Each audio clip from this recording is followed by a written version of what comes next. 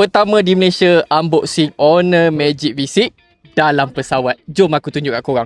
So, ini kotak Honor Magic V6. Kita tengok apa yang korang akan dapat dalam kotak. So, ini dia punya device. Kita letak tepi dulu. Selain daripada tu, korang akan dapat beberapa barang lagi.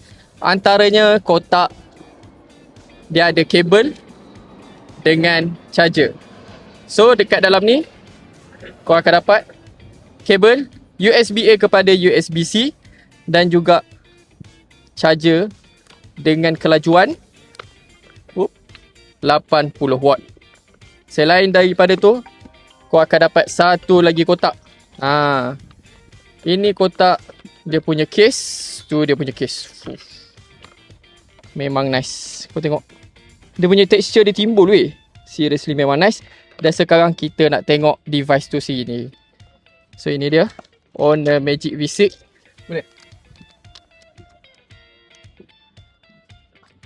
Alamak, tak boleh buka. Tu dia. Honor Magic V6. Memang nice.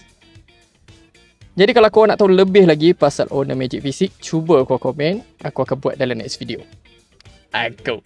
Dah, kau teman aku.